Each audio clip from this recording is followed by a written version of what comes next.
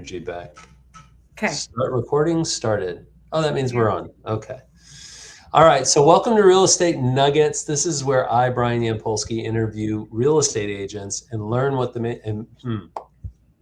made them so successful, so that all the people watching can pick up one or two nuggets of gold nuggets. That's where the nuggets names comes from. I can't even talk Love today. it. It's horrible.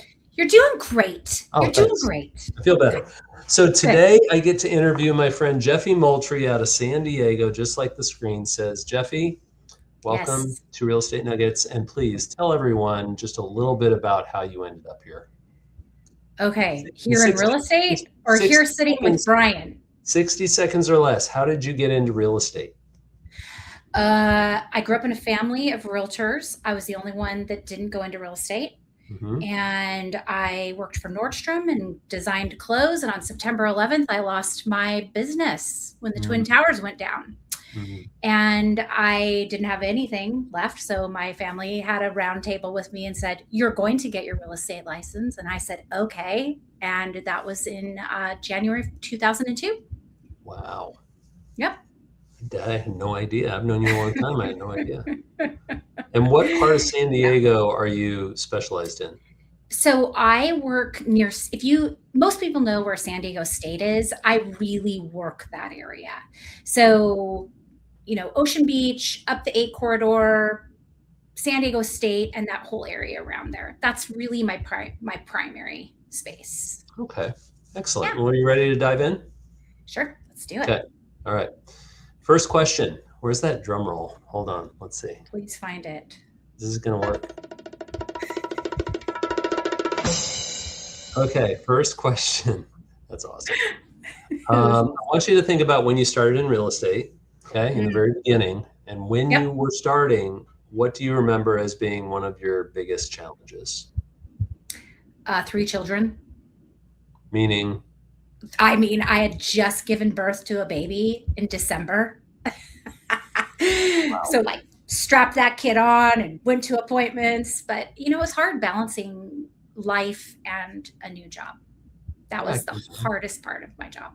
I can only imagine, because I've never had a baby. But yeah. Okay. We have kids. You get it. But how old were the other two? 4 and 6. Oh. And if I remember right, my life was crazy. Doesn't your husband travel all the time too? Yes, he does. So you not only were a mother of 3 with a newborn and your husband, God knows where, but you were starting to be a new realtor. That was your biggest challenge. Yeah, that was my biggest challenge. How did you get through it? So I decided that I would do the birthday party circuit. And what that means is that every time my kids got invited to a birthday party, which by the way is like every week when your kids are in school, I would go. And every time I would go, depending on the area that birthday party was in, I would do research on what had sold, what was listed, what had just gone pending, average price. Brand new agent, I knew if I knew the numbers, I knew if I knew the facts, I could have a really good conversation. And everybody talks about real estate, right? That is stealthy. Oh, so stealthy. That's like Trojan horse. I know. And did it work? It totally worked. You're still here. I'm still here. I probably had one of my best years my first year because I was a hustler. I had just lost my business. I had 3 children. I needed to feed them. And do you remember in your first year how many deals you closed? I do. How many? 23. Okay. Now I think you're just lying, but that's amazing. All right, I have a lot of questions for you to try and figure out how someone does that. Okay. But the first question is, if you could wave a magic wand and change one thing about real estate, what would it be? What absolutely drives you crazy? And then the follow-up question after you answer that one is, what do you love most about being in real estate?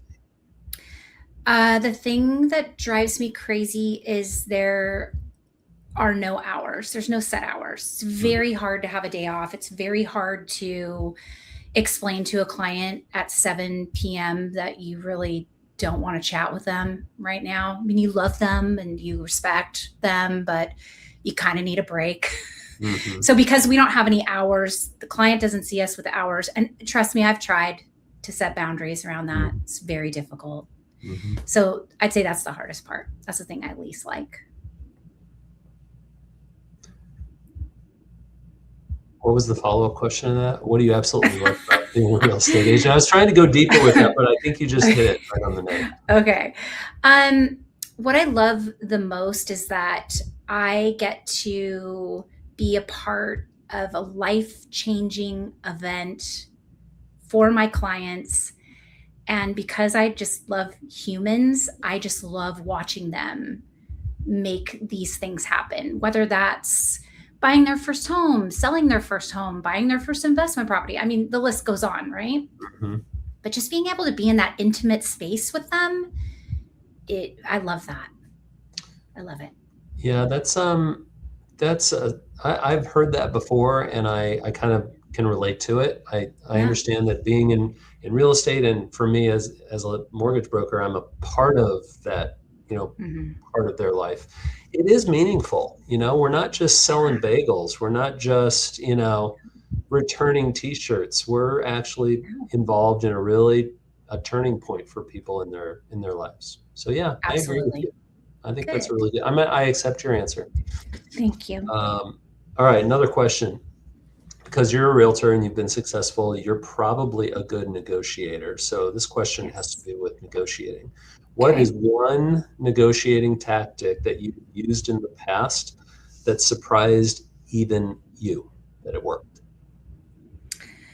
One negotiating thing. Well, this is a tough one, Brian. I don't. Let's Do see. you know how to negotiate? Yes, I feel like I am a very good negotiator, but I think I almost do it stealthy, like the Trojan horse comment. Hmm. So it's not like I'm even thinking about negotiating. I'm just doing it. Um, So how do you negotiate without thinking about negotiating? Okay, well, I am a preemptive type person, so I do all my physical inspections and disclosures before listings Hmm. so that it makes it more difficult for the buyer to negotiate, which means that my seller has more of an upper hand Hmm. during the inspection period of our process of the escrow. Wait a minute. Let's make sure we understand what you're talking about. Okay. So you do all the inspections beforehand, before it goes on market. Yes, correct. So then the buyers are coming in, they're already seeing the home inspection. They already know what the See good and the everything. bad and the ugly are, right? Yep. Hmm. But do they still want to order their own inspections?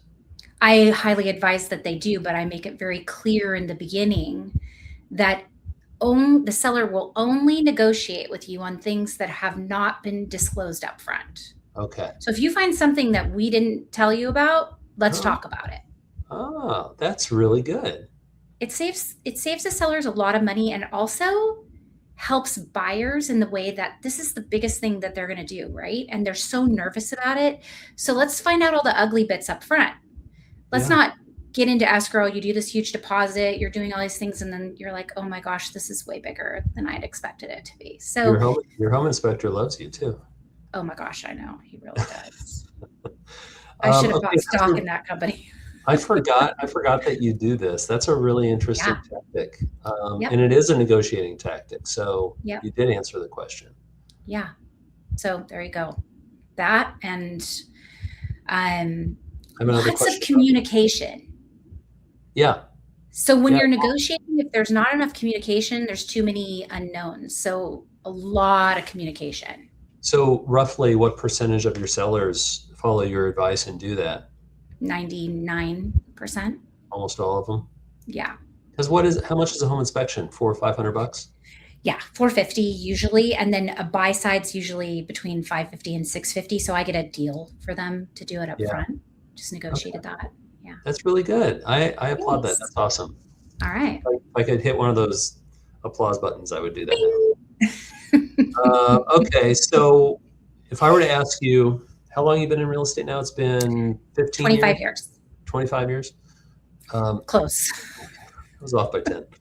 Um, what would you say is your key to success? I would say that it is consistency with client communication. So, or staying in touch. I send birthday cards. I send home anniversary cards. I touch base when life events happen. I actually call people, That was going not to be just text. so if I'm a client of yours, Yeah. how many times in a given year am I going to actually get a call from you? Once, twice, three times? What? I would say that my repeat clients and people who refer me business hear from me every single month. Wow, I would say clients who are past clients, they hear from me once a quarter. And people who are just kind of, floating around, they're going to get a call from me once a year. that's great. And would you say that the phone calls have the biggest impact, more so than notes or texts or things like that? Yes. Yeah. People are they're craving that connection. And text kind of just goes in with social media, goes in with an email at this point. And I'm not afraid to leave a voicemail. Like a lot of times, because people are working, it's hard to get a hold of them. But I always get something like, "Hey, loved your voicemail. Hey, miss you. Let's get together for a coffee." Where when I send a text, I don't get that. Well, you use the word connection, and Yeah. I think you're right. It's also, I think having a conversation with someone is a, is a different level of engagement. You know, like when Yes. you're like right now, if you and I are talking back and forth, Hmm. we're engaged in this conversation. But with a Yeah. text or an email or a post or anything like that, it's one way. Yeah. And it can be two ways, but even if it is two ways, it's limited. Yeah. We're locked in. Like you and I made time for you, you made time for me, Hmm. and we're having a conversation. I'm not texting somebody while I'm talking to you. Like we're here. Whereas sometimes Not, when I get a text, I've got 6 texts I'm returning. yeah. It's like it's not this. So phone calls, they Yeah. work. Okay. Seems pretty simple, right? All right. All right. So here's a good question. This is one of my best ones. Okay. Think about over the last 25 years. Um, what do you remember as being one of your biggest failures? Can be personal, can be Ooh. business. And how did you recover from it? Okay. Oh my gosh, vulnerability, man. Hmm. Um I when I first got into this business, I was extremely excited about buying property. Okay. Okay. So, bought a lot of property that didn't cash flow, bought that property based on equity build. I know where this is going. And I think that we all are aware of 2007 and 2008. Hmm. And I got hit really hard. And beautiful life lesson, very hard to learn and very hard to start over. But I think what it's done for me is it's given me this beautiful 2020 vision when I'm talking to people who have that same tone that I did when I first started doing this. Hmm. And I can have a real conversation. I can be super honest with them about, hey, we have to look at more than one perspective with this. So that was my biggest and hardest lesson in real estate. So you lost property. I lost a lot of properties. Yeah. How long I sold a lot. Go ahead. did it take you a long time to be able to admit that to people because you're in real estate? Um, yes. Yeah. I would say this is probably the most public forum that I've shared that in. Do you know why I So asked thanks, you Brian. if you do you know why I asked you if you had No, trouble sharing that with people? no. Why? Because I know you did. I did too. Oh, do you experience that as well? I did during that same Yeah, wonderful three, yeah, 4 year period. And I thought, I'm a mortgage professional. I'm in the housing industry. I cannot yes, even say the words out loud that I had to let yes, this house go. It yes. probably took me over 10 years before I could say it to anybody. Yeah, And what I learned from that is not everybody, but a lot of people went through the same thing or equally difficult things. And so it Yeah. shouldn't be a shameful thing or an embarrassing thing. But yeah, that is a that is a tough thing to bounce back from. It's a big one. And I think the further, like you said, it took like 10 years for you to have these conversations. It probably took me about that long too to be more open about it. But when Mhm. I do a lot of training for new agents, and that's one of the stories that I share, just Yeah. because I think if you can learn from something that I did, that'll be better for you. Well, when you share that, when you share your failures, Yeah. you give other people permission to share theirs. And I never would have mentioned on this podcast, this global podcast, that I had the same problem, same failure. Yeah. But out of every failure, there's a learning, and we both learn 100%. from it. Yeah. Yeah, we did. And we're All better right. for it. On the flip side of that, think Yeah. about over the last 15 years, what would you share with me as one of your biggest successes? Um, one of my biggest successes, I would say it has been getting young families into homes because it's such a generational wealth building event, Hmm. and really having the discussion with them about this isn't your Taj Mahal. Yeah. This is like whatever you can afford, we're going to put you in here so that we can get you to your next step. And as these years have gone by, these families have either sold those and bought other houses or kept those as rentals and moved on. And they all say the same thing. They say, thanks for being real. Thanks for making me do this. Thanks for getting me off the fence. And to me, that feels amazing. That's That's nice. incredible.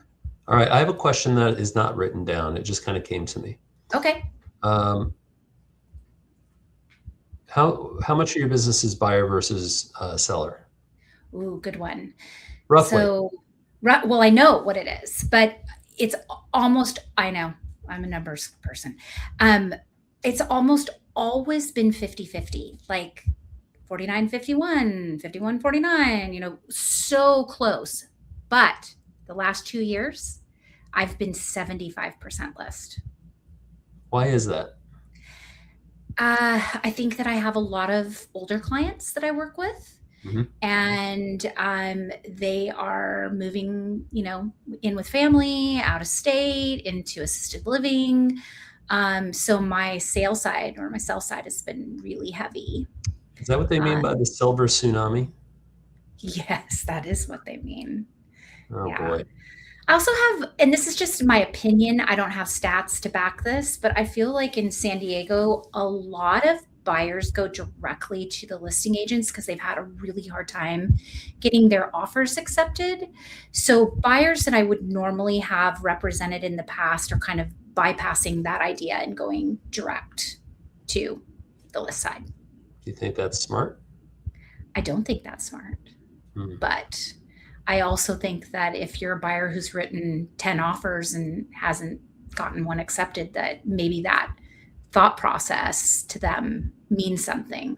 Do I think they won in that situation? Probably not. Hmm. Okay. Back to the agenda. Okay. Um, I know you through Buffini and Company, right? Mm-hmm. You Yep. met there through their coaching program. So you've been in coaching for how many years? 20. 20 years in coaching. What has your experience been like hiring a business coach? A game changer. In what way?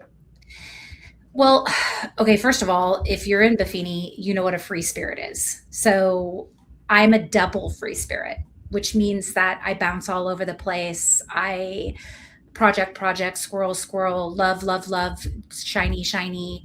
And my coach literally grabs me, sits me down, and okay, we need to get focused here. And then I get back to center. And then a couple weeks goes by and I get back to center and a couple weeks goes by. So it's just really this incredible space to have accountability to somebody else. Hmm. Highly recommend. 20 years is a long time to be in coaching. It is a long time. And are you still learning things?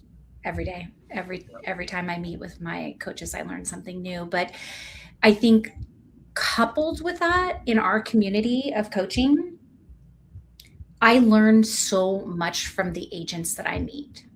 So, like you and I, we've chatted about business, we've chatted about strategies. I have other agents all over the US that I talk to. And it's kind of like dialing it in just a little bit deeper from their experience. And that to me is invaluable. And we share the same philosophy because we're with the same coaching program. So, yeah, I continually learn. And you know something else? Hmm. I not only do I continually learn, but sometimes I have to hear it like 20 times to actually hear it. Yeah. And so maybe it's repetitive. I don't know, but the light So you're bulb goes talking, off and I'm like, so you're talking about the content that you might hear again and again and yes, again and again. So yes, there's that. There is yeah, the aspect of like having to hear it 20 times. There's also the aspect, I think, of um, maybe you forgot. You may have learned something, a couple of years ago, and you just forgot. You lost sight of it. yeah, I'll give you an example. Last year in October, I was really, really focused on putting together my business plan for 2026.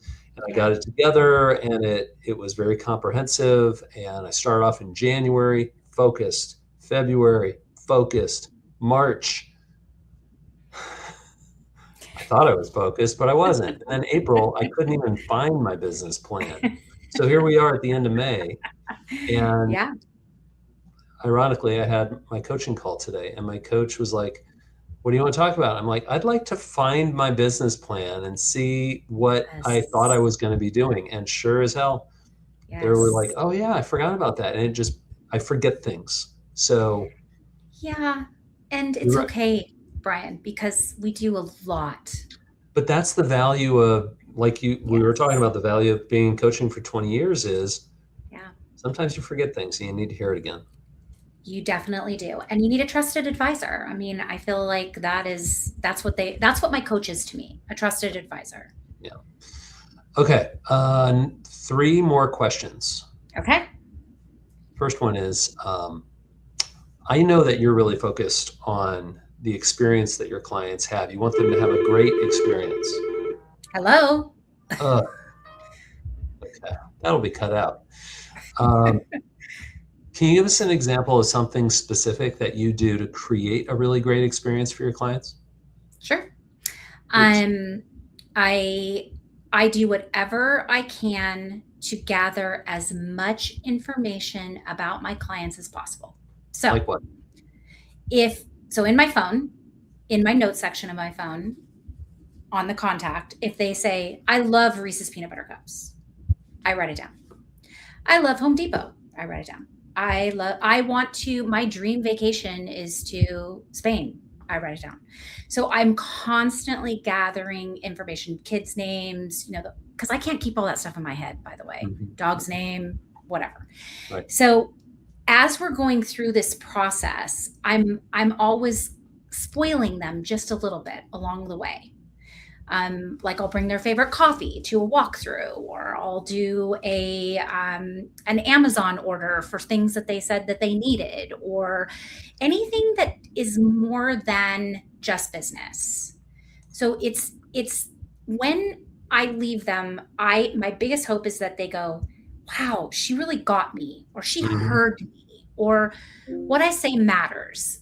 That's my highest goal That's really always. good. That's really thoughtful Thank you. and intentional. Very intentional. Like I don't have like, oh, everybody gets a bottle of champagne when we close escrow. I do not Hmm. do that. It's very intentional. It's very set to them. Well, do you remember what's his name? Nick, someone, he said, one size doesn't Yes. fit all, Yes. One one size size does not fits fit all. one. So Mhm. you're right. And, there's that cliche of, it's all about relationships, right? Yeah. What you just described is how you build relationship.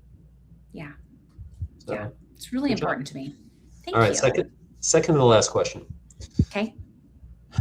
In these, what did we say? 15 years? 15 years 20, 25, in 25 business? years. 25 years in business? God damn. Yes. In the last You can few keep years, saying 15. It's going to make me feel younger. in the last few years, Yeah. what would you say is the most important lesson that you've learned in real estate? Oh, I'm I know this is boring. It really is boring, but being consistent is the most important thing that you can possibly do in real estate. What do you Meaning mean?